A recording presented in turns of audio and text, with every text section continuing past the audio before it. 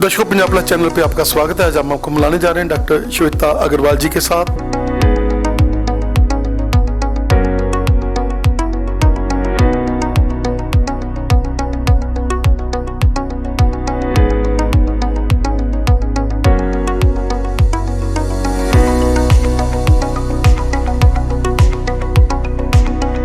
दर्शकों, Punjab plus channel पे आपका स्वागत है। आज हम आपको मिलाने जा रहे हैं डॉक्टर श्वेता अग्रवाल जी के साथ, जो पिछले लंबे समय से अपनी सेवाएं गायनी ऑब्स्टेट्रिशियन में दे रहे हैं और अभी जलंधर के हर्ट में विनायक हॉस्पिटल में इनकी सेवाएं हैं। ये एज ए MD यहाँ पर सेवाएं अपनी दे रहे हैं। डॉक्टर साहब, स्वागत है आपका हमारे स्पेशल शो में।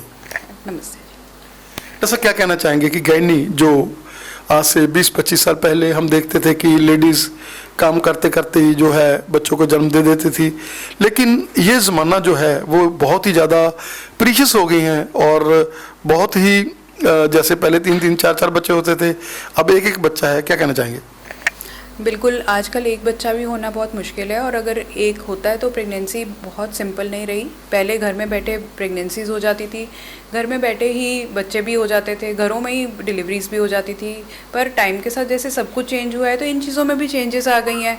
कंसीव करने में प्रॉब्लम आती है, फिर बच्चा हो जाए तो उसमें मदर्स की बहुत सारी चीज़ों की प्रॉब्लम्स आ जाती हैं, काफ़ी कुछ डिटेक्ट हो जाता है। फिर कई बार डिलीवरी नॉर्मल नहीं हो पाती तो सिजेरियन हो जाता है। बदलते समय के साथ सारा कुछ चेंज हो गया है और ज़्यादा टेस्ट कराने लग गए हम लोग, तो और चीज़ें डिटेक्ट भी हो जाती हैं, तो शायद सारा सिनेरियो ही बदल गया है। तो वो ज़माना जब पूरा पेट जो है ऑपरेशन के लिए काट दिया जाता था, काफ़ी बड़े बड़े हिस्से, और ये ज़माना लेप्रोस्कोपी का ज़माना है जिसमें आप स्पेशलिस्ट हैं। क्या कहना चाहेंगे? लेप्रोस्कोपिक सर्जरी जो है ना, वो एक तरह से वरदान है उन लोगों के लिए जिसको कोई भी सर्जरी की ज़रूरत है, क्योंकि आजकल सारी सर्जरीज लेप्रोस्कोपी, जिसे कई लोग लेज़र कह देते हैं, उसके द्वारा की जा सकती है। बड़े से बड़ा यूट्रस जिसमें कोई रसौली हो या कोई जिसे आम भाषा में सिस्ट कह देते हैं, वो चीज़ें हो गई, या यूट्रस रिमूवल की जो सर्जरीज़ होती हैं, जो हमारी फील्ड की सर्जरीज़ हैं, सब सर्जरीज़ लेप्रोस्कोपी से हो सकती हैं। अगर कोई ये कहे कि नहीं जी इसमें लेप्रोस्कोपी नहीं होगी, सिर्फ चीरा ही देना पड़ेगा, तो वो हमें लगता है कि शायद उसमें एक्सपर्टाइज़ की कमी ज़रूर हो सकती है। पर आजकल कोई सर्जरी ऐसी नहीं है जो लेप्रोस्कोपी से नहीं हो सकती। डॉक्टर साहब, क्या कहना चाहेंगे कि ये एक्सपीरियंस मैटर करता है? आप लंबे समय से इस फील्ड में हो, पहले की लेप्रोस्कोपी और अब की लेप्रोस्कोपी ये और प्रिसाइज हो रही है, और इसमें जो है जो पहले के ज़माने में लेप्रोस्कोपिक सर्जरी थी और अब में कितना फ़र्क लग रहा है? पहले लेप्रोस्कोपिक सर्जरी कोई कराता था, जिसको नॉलेज होती थी, जिसको अवेयरनेस होती थी, और कोई ही करता था। अब क्या है कि लेप्रोस्कोपिक सर्जरीज का नंबर भी बढ़ गया है, लेप्रोस्कोपिक सर्जन्स भी बढ़ गए हैं। पर यह है कि जो प्रिसाइज, जैसे आपने वर्ड यूज़ किया, प्रिसाइज सर्जरीज हर कोई नहीं कर पाता, और प्रिसाइज सर्जरीज में होता है कि कौन से कितने डिफ़िकल्ट केसेस को भी आप पकड़ के लेप्रोस्कोपिकली कर सकते हो, ताकि पेशेंट को बेस्ट रिजल्ट रहे, बेस्ट रिकवरी हो और जल्दी से पेशेंट अपना सारा बैक टू नॉर्मल रूटीन आ जाए।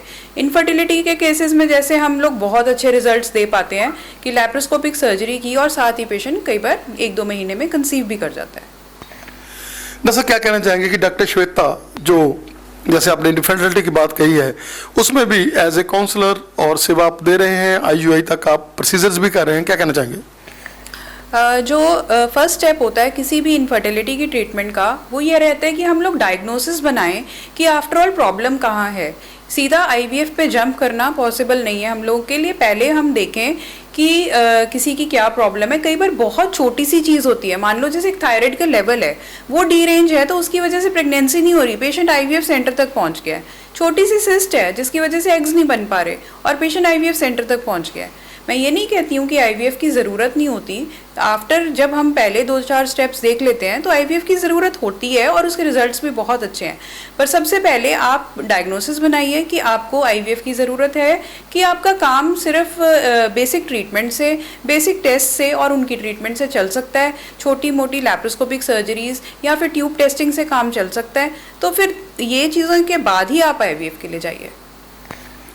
तो सर, क्या कहना चाहेंगे कि आप केवल जो कंसीव जब हो जाता है उसके बाद डिलीवरी तक पहुँचाना वो डॉक्टर श्वेता का रहता है, कि हमने बहुत प्रीशियस वो डिलीवरीज होती हैं जो IVF के साथ, क्योंकि लोग आईवीएफ के आईयूआई के साथ जो इनफर्टिलिटी के पेशेंट होते हैं, प्रेशर सिचुएशन होती है और जब वो कंसीव कर जाते हैं उसके बाद मंजिल तक पहुंचाना, ये डॉक्टर श्वेता का रहता है कि हम लोगों ने अगर एक बार कंसीव हो गया तो उसके बाद मंजिल तक पहुंचाना ये हॉस्पिटल का जो है एक मेन है।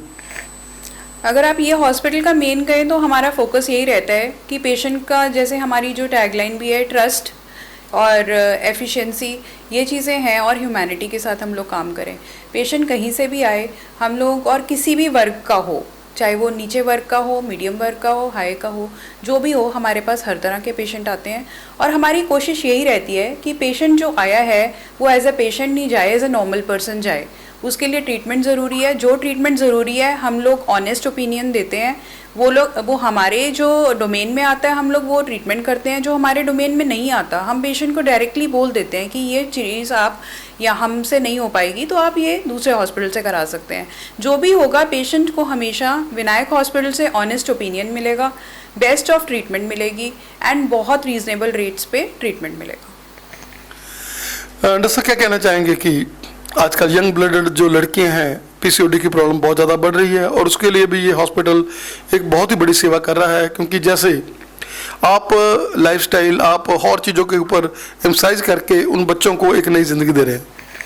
पीसीओडी की प्रॉब्लम ऐसे है कि ऑलमोस्ट आप समझ लीजिए कि ओपीडी में अगर 10 लड़कियां आ रही हैं, 10 में से 4 से 5 लड़कियां पीसीओडी की प्रॉब्लम से आ रही हैं। और जो दुख की बात यह है कि पीसीओडी का डायग्नोसिस ही नहीं किया जाता और उनको तरह तरह के वहमों में डाल दिया जाता है कि आपको ये प्रॉब्लम है, फ्यूचर में ये हो जाएगा, आप कंसीव नहीं करोगे, आपकी शादी नहीं होगी। पीसीओडी एक हार्मोनल प्रॉब्लम है जो एक एपिडेमिक की तरह फैल गई है और जिसमें इस तरह की प्रॉब्लम्स होंगी कि मेंसेस प्रॉपर नहीं आते हैं, वेट गेन हो जाता है और एक तरह से वो मानसिक दबाव हो जाता है ये यंग लड़कियों पे। पर अगर उसको टाइमली हम पकड़ लेते हैं और टाइमली ट्रीटमेंट करते हैं तो कोई वो लाइफ लॉन्ग डिजीज़ नहीं बनती है। बहुत अच्छी तरह से पेशेंट्स, वो उनकी शादी भी हो जाती है, वो कंसीव भी करते हैं और आगे जाके लाइफ लॉन्ग कोई प्रॉब्लम्स नहीं आती हैं। जैसे हाई रिस्क प्रेगनेंसीज के लिए डॉक्टर श्वेता का लोग हॉस्पिटलों में और भी हॉस्पिटल में आप लोग जाते हैं और हैंडल करते हैं, क्या कहना चाहेंगे कि ये जो आप, क्योंकि आप ऑपरेटर भी हो और आप गैनी ऑब्स्टेशन भी हो, और यही कारण है कि हाई रिस्क प्रेगनेंसी के लिए आप बहुत ही बड़े तरीके से हैंडल करते हैं। हाई रिस्क प्रेगनेंसी की डेफिनेशन क्या है कि कोई भी प्रेगनेंसी जो नॉर्मल प्रेगनेंसी से ज़्यादा रिस्की है। जैसे जो पेशेंट है, मान लो उसको अगर शुगर की प्रॉब्लम है, उसको कोई बीपी की प्रॉब्लम है, या उसकी 2-3 मिसकैरेजेस के बाद उसको प्रेगनेंसी हुई है, कोई पेशेंट जिसने आईवीएफ के बाद कंसीव किया, ये सारे हाई रिस्क में आते हैं। कोई पेशेंट जो है जिसका वेट ज़्यादा है वो हाई रिस्क में आता है। तो इन प्रेगनेंसीज में क्या होता है कि स्पेशल केयर, स्पेशल अटेंशन की ज़रूरत है, टाइम टू टाइम कुछ टेस्ट, कुछ मॉनिटरिंग की ज़रूरत है ताकि थ्रू आउट प्रेगनेंसी उसकी कोई कॉम्प्लिकेशन ना आए और सेफ वो डिलीवर कर सके, चाहे वो नॉर्मल हो या सिजेरियन हो। हम मदर एंड बेबी को दोनों को सेफ रखें। डॉक्टर साहब का बहुत लंबा एक्सपीरियंस है इस फील्ड में और आपने ओपन सर्जरीज भी की हैं, आपने जो बच्चेदानी की, जैसे आप बात कर रहे हैं कि बच्चेदानी का जो ऑपरेशन आजकल हम लोग लेप्रोस्कोपिकल कर रहे हैं, क्या कहना चाहेंगे कि ये भी एक बहुत बड़ी बात है कि आपने ओपन भी किया हुआ है और जो है लेप्रोस्कोपी भी कर रहे हैं, और ये भी एक बहुत बड़ी लोगों के लिए राहत रहती है कि डॉक्टर साहब हर तरह से सेवा में काम कर लेंगे। देखिए, चाहे हम लैप्रोस्कोपिक सर्जरीज जैसे जो लेज़र वाली सर्जरीज हम लोग करते हैं, पर कई बार किसी पेशेंट की रिक्वेस्ट होती है कि डॉक्टर साहब हमने हाथ वाला ऑपरेशन ही कराना है, हमने चीरे वाला ही कराना है। कुछ कई बार पेशेंट सुन के आता है, उसको कॉन्फिडेंस नहीं होता, नहीं हमारे वो फलाने रिश्तेदार को लेज़र से ऐसे हो गया था, वो हो गया था। क्योंकि हम लोग को एक्सपीरियंस है, हम लोग शुरू से पहले ऑलमोस्ट 10-12 साल हम ओपन सर्जरीज करते थे, साथ में हम लैप्रोस्कोपिक भी करते थे। अब हम 90% लैप्रोस्कोपिक पे शिफ्ट हो गए हैं, पर 10% आज भी हम हर तरह की सर्जरी को ओपन की ऑप्शन भी पेशेंट को देते हैं कि अगर आप ओपन कराना चाहते हो तो हमें कोई इतराज़ नहीं है, आप ओपन भी करा सकते हैं। पेशेंट को अच्छी तरह से काउंसिल किया जाता है कि उसके क्या फ़ायदे हैं, क्या नुकसान है, और अल्टीमेट डिसीजन हमेशा पेशेंट का ही होगा कि वो क्या करवाना चाहता है। तो क्या कहना चाहेंगे कि इस हॉस्पिटल का एमबीएस, जो कि बहुत ही बढ़िया रूम्स और हर तरह की फैसिलिटी अवेलेबल है इस हॉस्पिटल में, और हार्ट ऑफ द जलंधर ये स्थित है कि एमबी कॉलेज के बिल्कुल नज़दीक है। ये डेफिनेटली एक तरह से एक एडवांटेज वाली पोजीशन है क्योंकि हम लोग हार्ट ऑफ द सिटी में हैं और हम, जैसे मैंने आपको पहले भी कहा, हम हर तरह के वर्क को केटर करते हैं। हमारे रेट्स बहुत रीजनेबल है। एम्बियंस जैसे आप देख रहे हो, हमने क्लीनलीनेस पे बहुत ध्यान दिया है, स्टाफ हमारा बहुत केयरिंग है, और हमारी कोशिश यही रहती है कि अगर आजकल के ज़माने में जैसे अकेले हस्बैंड वाइफ भी हैं, छोटी छोटी फैमिलीज़ हैं, तो उनको ये नहीं सोचना पड़ेगा कि कौन से रिलेटिव को बुलाएं और कौन हमारी मदद करेगा, आज हमें हेल्थ की कोई प्रॉब्लम आ गई है। अगर वो इधर विनायक हॉस्पिटल में हमारे पास आते हैं तो हमारा स्टाफ टेक केयर करता है। अकेले हस्बैंड वाइफ भी आ जाते हैं तो उनको कोई इशू नहीं आता, कोई भी सर्जरी हो, कोई भी डिलीवरी दिक्कत हो तो हम लोग देख लेते हैं और उसको मैनेज करके patient goes very happily and very satisfied.